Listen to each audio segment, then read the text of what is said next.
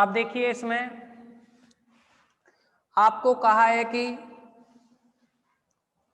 F of Z विश्लेषक है अपने प्रांत में, तो इसका मतलब जेड नॉट जो पॉइंट है ना उस पर भी विश्लेषक होगा, और विश्लेषक होगा तो अवकलनीय भी होगा।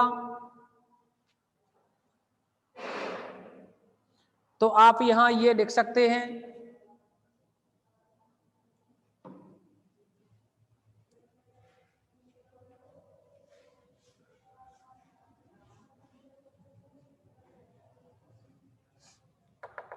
क्योंकि एफ ऑफ जेड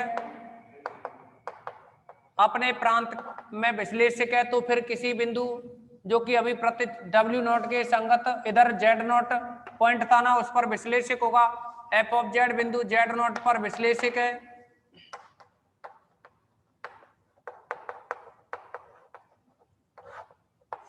तब F dash Z naught equal to limit Z tends to Z naught F of Z minus F of Z naught upon में जेड नॉट माइनस अपॉन में Z minus Z not.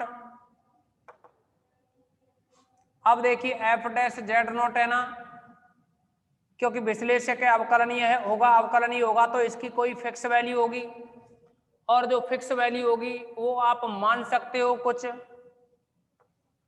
Are not. ये fix value कोई जरूरी नहीं है, मैं जो मान रहा हूं उसी को आप मानो। आर नॉट ई की पावर आयोटा फाई, ये कोई फिक्स वैल्यू मान ली, और यहां इस फॉर्म में इसलिए माना है क्योंकि एफ डैश जेड नॉट भी एक कॉम्प्लेक्स नंबर होगा, और कॉम्प्लेक्स नंबर जो होता है ना जेड, इसको आर ई की पावर आयोटा थीटा की फॉर्म में लिखते हो ना, तो एफ डैश जेड नॉट है ये कोई फिक्स पॉइंट होगा, तो ये फिक्स वैल्यू होगी ना, फिक्स वैल्यू होगी तो ये भी कुछ इसी टाइप की होगी कॉम्प्लेक्स नंबर की फॉर्म में। तो इसे आर को तो आर नॉट कह दिया, और ई की पावर आयोटा थीटा को हमने फाई कह दिया है। ओके, तो आप देखोगे यहां एफ ऑफ जेड की जो वैल्यू है,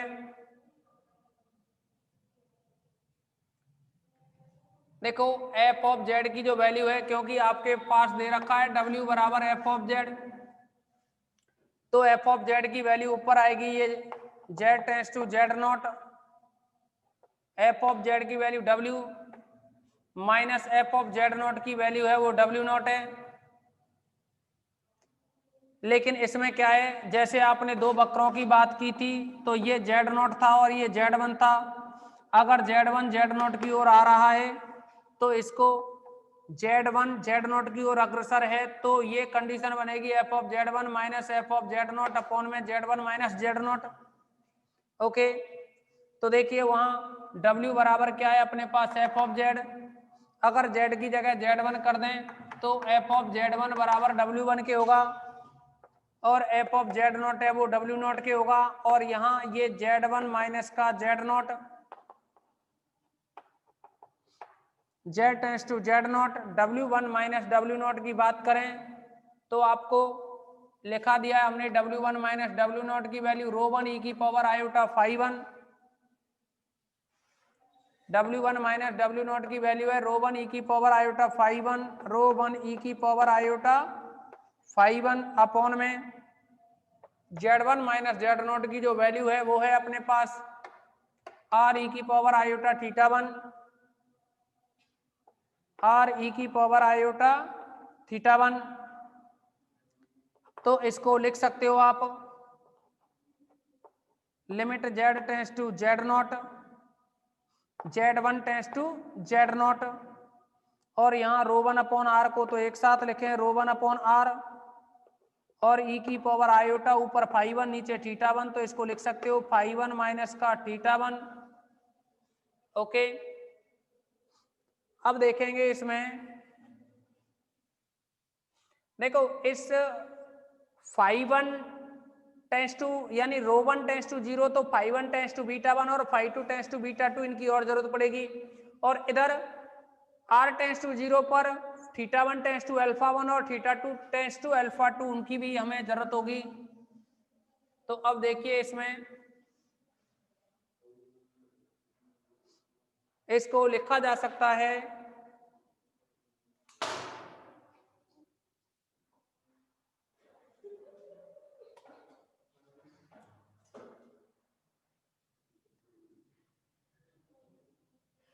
आर नॉट ई की power iota five, R naught E की power iota five equal to, और ये बनेगा यहाँ limit Z1 tense to Z0। आप जरूरी नहीं है, केवल इतना भी लिख सकते हो, लिमिट ρ1 अपॉन आर, जरूरी नहीं है कि Z1 टेंस टू Z0 को लिखो। तो ये बन जाएगा ρ1 अपॉन आर, ये लिमिट अलग अलग कर रहे हैं हम, और ये बनेगा ई की पावर आयोटा, ई की power iota limit φ1 minus θ1, limit φ1 minus θ1।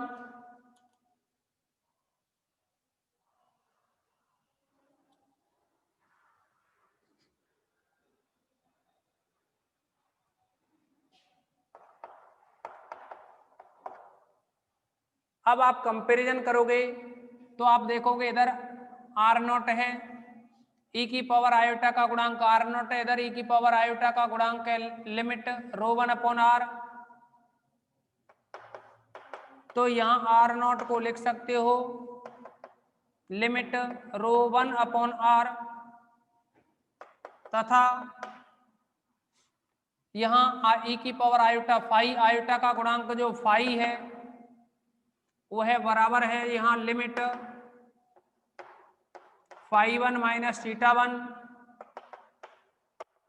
या फाई बराबर है यहाँ लिमिट हटाओगे तो ये φ1 माइनस θ1 बनेगा। क्या बनेगा? φ1 माइनस θ1 है ना, क्योंकि लिमिट φ1, देखो जब r टेंस टू 0 था तो θ1 टेंस टू α1, तो यहाँ θ1 की जगह तो α1 लिखेंगे, माइनस लिमिट φ1 जो था उसको अभी अभी आपको यहाँ से जब मिटाया तो कहा था कि लिमिट φ1 है वो β1 के इक्वल होगा।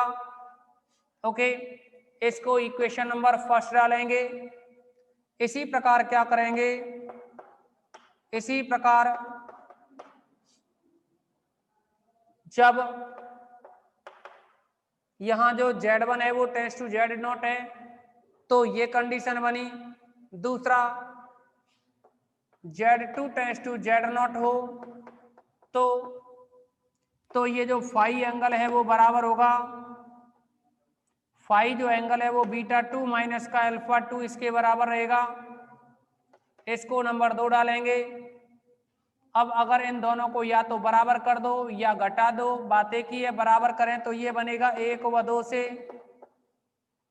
तो β1 माइनस का α1 बराबर β2 माइनस का α2, α2 को लेफ्ट में लाएं तो α2 माइनस का α1 इक्वल टू राइट में β2 माइनस β1 को ले जाएं।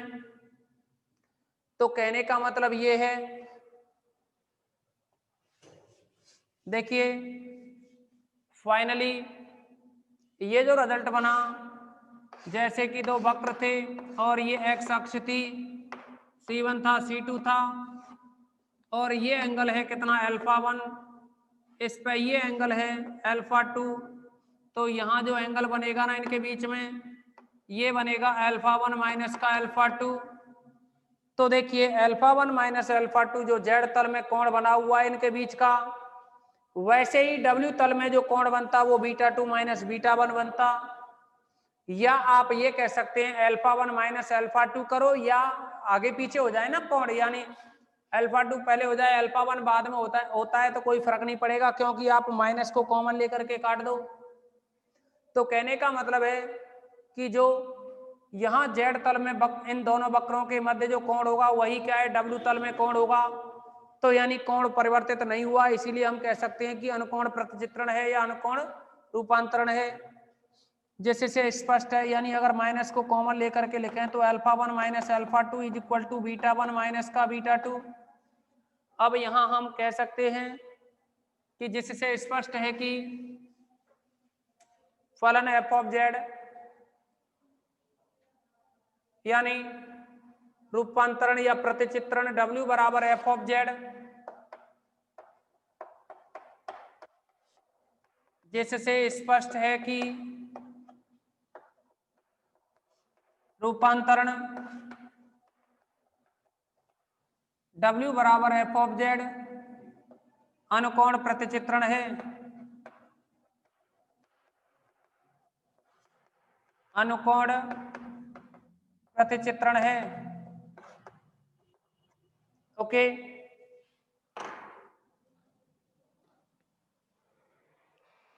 सभी स्टूडेंट स्क्रीनशॉट लेंगे इसका, स्क्रीनशॉट लें इसका।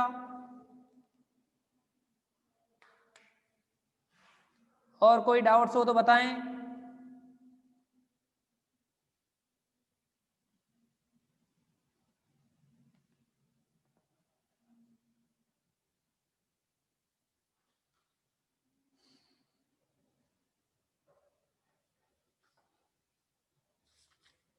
स्क्रीनशॉट लें सभी।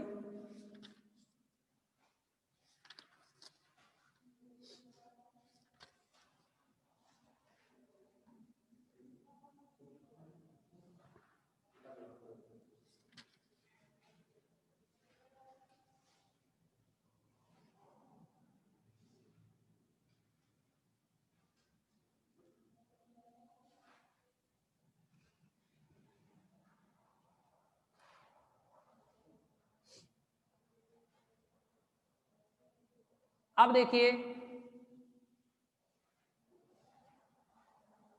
इक्वेशन 1 से रिपीट करो।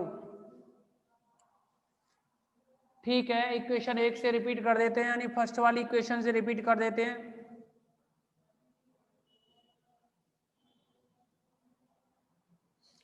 और इससे ऊपर किसी को डाउट्स?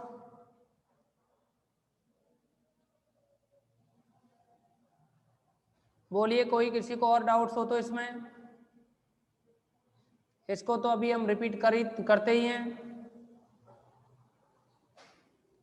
शुरू से तो भाई बहुत कुछ इसमें नहीं है। सत्य प्रकाश शुरू से तो बहुत कुछ मिटा दिया है वैसे।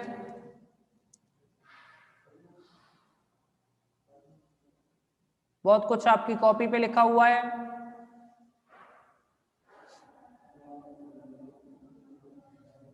तो इसमें देखिए आपको कहा है कि एफ ऑफ जेड है वो बिंदु जेड नॉट पर विश्लेषक फलन है, तो विश्लेषक है तो अवकलनीय होगा।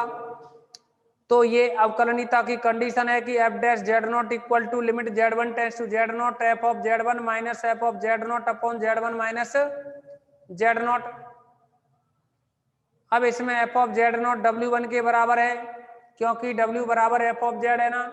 जेड वन करोगे तो यहाँ डब्ल्यू वन आएगा, जेड वन के संगत कितना डब्ल्यू वन। तो ये लिख दिया यहाँ एफ ऑफ जेड वन की जगह W one minus F of Z not का मान डब्ल्यू नॉट अपॉन में Z one minus Z naught. W one minus W naught की वैल्यू अभी मिटाई है, जो कि रो वन ई की पावर आयोटा फाइव वन थी। Z one minus Z naught की वैल्यू आर ई की पावर आयोटा थीटा वन है। दूसरा देखिए फलन आपके लिए अवकलनीय दे रखा है, सॉरी विश्लेषक दे रखा है, तो अवकलनीय होगा, और अवकलनीय होगा तो कोई फिक्स मान होगा इसका। वो मान हमने मान लिया आर नॉट ई की पावर आयोटा फाइव। यहाँ जो फाई एंगल है ना वो C1 और C2 जो वक्र हैं उनके प्रतिच्छेद बिंदु जेड नॉट पर खींची गई स्पर्श रेखाओं के मध्य कोण है। अब देखिए जब ये कंडीशन लगाई तो रो वन अपॉन आर लिखा और ई की power iota five one theta one को ऊपर ले गए तो five one minus theta one हो गया, जो कि ये इक्वल है आर नॉट ई की पावर आयोटा फाइव के। और यहाँ limit Z one tends to Z naught ना लिख करके सीधे लिख दिया है शॉर्ट में LIM limit rho one upon R, इसको अलग किया और ई की power iota five one minus theta one पर अलग लगाया, कंपैरिजन किया तो आर नॉट की value limit rho one upon R हो गई, और फाइव की जो वैल्यू है ना ऊपर ई की पावर आयोटा जो फाइव है वो है फाइव बराबर हो जाएगा limit five one minus theta one के इक्वल। अब देखिए इसमें कि जो लिमिट फाइव वन है वो बीटा वन के इक्वल है, आपको थोड़ी देर पहले लिखाया था हमने। Limit five one tends to किसके बीटा वन के, और जो थीटा वन है वो अल्फा वन के। इसी प्रकार जेड देखो ये कंडीशन थी जेड नॉट जेड वन है वो जेड नॉट की ओर अग्रसर हो। इसी प्रकार अगर जेड टू है वो भी जेड नॉट की ओर अग्रसर हो, तो ये फाई जो एंगल है वो बनेगा beta two minus alpha two. इनको बराबर कर दिया तो इन दोनों को यानी LHS बराबर है तो RHS को भी बराबर किया, माइनस इनमें से बीटा वन को देखिए अल्फा टू को लेफ्ट में लाए तो alpha two minus alpha one, beta one को राइट में ले गए तो beta two minus beta one. यहाँ अगर इसमें से माइनस कॉमन लें तो अल्फा वन पहले आएगा, अल्फा टू बाद में, बीटा वन पहले आएगा, बीटा टू बाद में। तो इसका मतलब जो दोनों वक्रों के मध्य कोणों का अंतर है C1 C2 के मध्य कोणों का अंतर और W1 और गामा वन गामा टू के मध्य कोणों का अंतर है वो बराबर हैं। तो यानी Z समतल से W समतल में जाते टाइम या W समतल में अगर रूपांतरित हमने किया है इसको तो उस समय कोण अपरिवर्तित है। तो हम ये कह सकते हैं कि यह जो W बराबर एफ ऑफ जेड जो रूपांतरण है वह एक अनकोण रूपांतरण या प्रतिचित्रण है। ओके, अब देखो इसमें एक ये एग्जाम्पल होगा आपका, एग्जाम्पल 5.6.2 सभी देखेंगे। ये एग्जाम्पल 5.6.2 और ये का है इसमें रूपांतरण W बराबर जेड माइनस आयोटा सी अपॉन जेड प्लस आयोटा सी का वर्ग के माध्यम से सिद्ध कीजिए कि W समतल का ऊपरी आधा भाग, W समतल का ऊपरी आधा भाग से मतलब है ये V होता है, W समतल का ऊपरी आधा भाग का मतलब है V greater than equal 0। Okay, क्योंकि V का मान ऊपर की ओर क्या होता है 0 से बड़ा या बराबर। तो W समतल का ऊपरी आधा भाग Z तल में किसी अर्धवृत्त के अंत्य भाग के संगत दिखाया जा सकता है। जो Z तल बनेगा ना, Z तल में जो वृत्त बनेगा उसके आधे भाग के द्वारा दिखाया जा सकता है।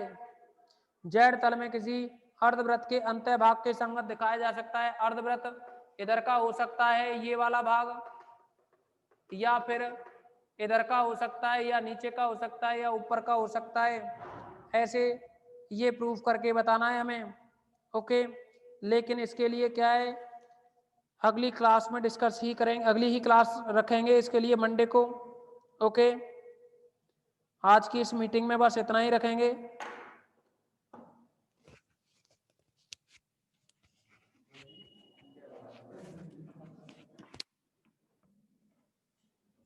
बहुत अच्छी प्रमेय है, ये ध्यान रखना। एक और कराई थी ना वो पहले, वो भी अच्छी थी, दोनों दो ही ज्यादा है ही नहीं, 3-4 एग्जाम्पल है और 2 प्रमेय, ठीक ना।